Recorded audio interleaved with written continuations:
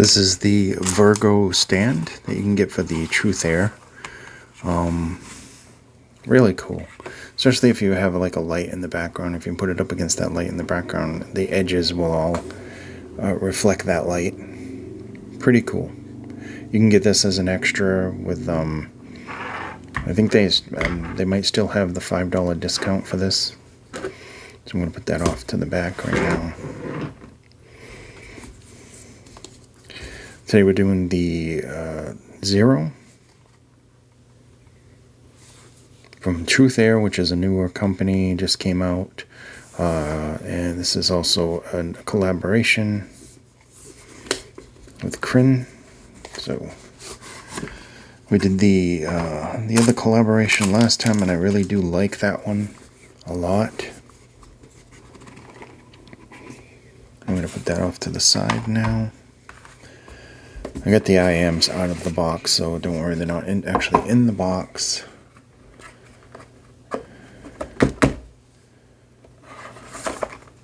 And here you just have your documentation.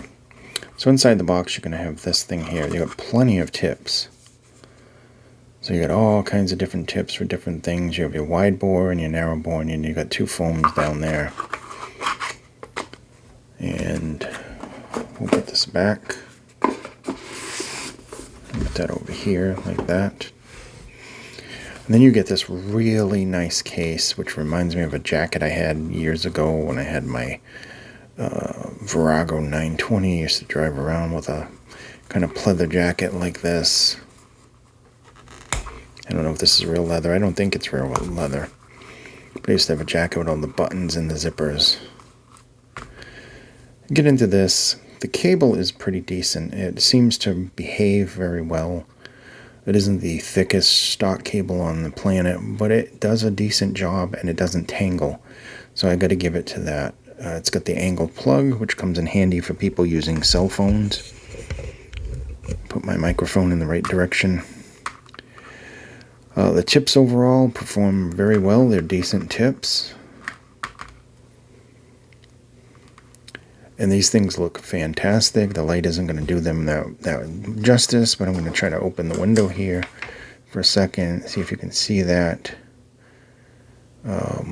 It turns purple and blue depending on the light. They really look pretty. They got that nice glossy black in the back. It's all resin. Truthear right there. Decent extension with the nozzles. Kind of decent length nozzles as well. I'm just going to put that back on if I can. Okay. So comfort-wise, they're very comfortable. They're a little bit past the medium size, but they're still comfortable for my ears. Good isolation. I like the cable. I like the accessories. The stand is cool that it came with. Put that right out there. So it's a decent stand where you can put the IMs right on it and enjoy them. Like I said, if you have a background light, it'll light up. My light's off to the side now because it was screwing with the focus. And these reflect very well. They reflect even better. And I got a ton of lights on, and for some reason they're just not cooperating today. But these are really much more beautiful. I'll leave a picture in the thumbnail of how pretty these are in the light, because whatever this studio light's doing today, it's not doing what I want. Very good controlled bass with these. And I'm looking at my review up on HeadFi as my notes, which I do sometime. Let's see. So diaphragm material is PU-LCP composite diaphragm. Sensitivity on these is 117.5 decibels. Impedance is only 10 ohms, which isn't allowed actually in Europe, from what I was told. I don't know why. 20 to 39.5 frequency response. It's very weird. Oxygen-free silver-plated cable. Okay, so that weirdness aside with the specs on these, I do like these. Now, I'm very hard-pressed as to which one I like, Do I like the Kai or do I like these? And it's very tough because they, even though they're different sounding, I don't know, there's something about this that I like a lot. Now this has dual dynamic drivers, meaning it's not two dynamic drivers, in one in each cell. This has two in each cell. It has a larger one and a smaller one, and I believe I had that written down, but I forgot to mention that. Let's see, overview. See if it tells me what size they were. Okay, so it's a 10 millimeter dynamic driver and a 7.8 millimeter dynamic driver. The 10 millimeter is a PU, and the 7.8 is an LCP composite diaphragm. Okay, now back to my review.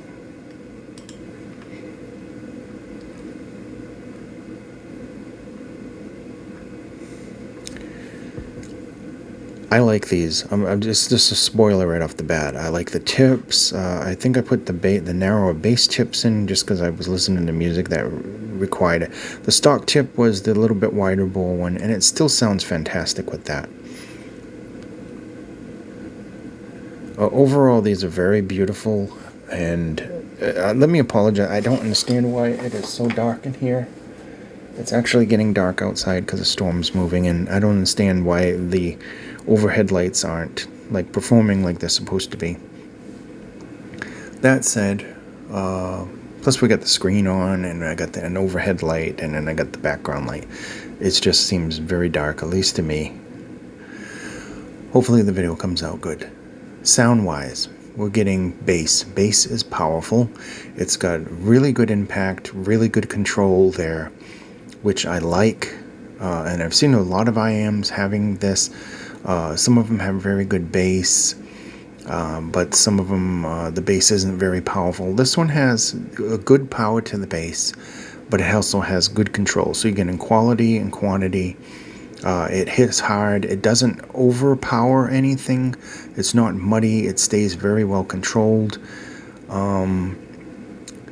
The sub bass seems to decay fast. Mid bass has excellent speed and punch. Mids are very good. They're like silky smooth. They have a nice warmth to the lower mids. And they sound just very kind of organic and just really rich and good. Upper mid's a little bit brighter. Not anything harsh, at least on the stuff that I used, which I used a ton of stuff when I test this stuff. That's why I don't usually list the equipment because it would just be this never-ending list. But then we get into treble. Now, the treble is a little relaxed, a little grainy. It's still very good, and there's some good detail there. It could use a little bit more energy there. But people who have a hard time with treble sensitive, they'll like this. This isn't for the treble heads. The bass heads, they might like it a lot, especially with some EQ, can really bring that bass out. But treble wise, decent treble, nice kind of relaxed treble. I find it pleasant enough, and it had enough detail to still be very good. You get into the soundstage, it's above average. It doesn't have an overly wide field. It's just kind of slightly beyond your own space. The placement is very good. Details are accurate. It's not the most impressive thing about this, obviously. Overall, the sound is very good, but the soundstage is above average. I would say it's decent enough. Ultimately, I think this is good. I think people would like this for kind of an all-around kind of fun listening. It definitely is good for jazz. Rock music is very good. It's pretty. It's got that kind of Harman sound that a lot of people really, really like. So I think this will appeal to a lot of different audiences. I, for one, like it. And like I said, I'm hard-pressed between this and 3 other IAMs. My favorites, the Kai, the Red Bean. I just love them all. But they all are different, and they're completely different in internals. This one having 2 dynamic drivers. Another one is a tribrid. and the other one is a single dynamic driver. So they're going to sound different. This one, though, by the way, I just really dislike it, though. I like the way it looks. I like the way it performs. It's just got that kind of nice character to the sound with it. And they did a really good job. Remember, this is a new company, so making something that isn't totally horrible the first time out is definitely a plus. I like it. I would definitely use this every day, and this has become part of my favorites. It's just very good. Right now, until something can knock it off its throne, I kind of like this. I really do. I kind of like this. It's one of probably 10. I have a favorite bin, and that holds about 10. And this is one of the 10 in there now. I had to take a couple of different ones out. So excellent, overall performance with this.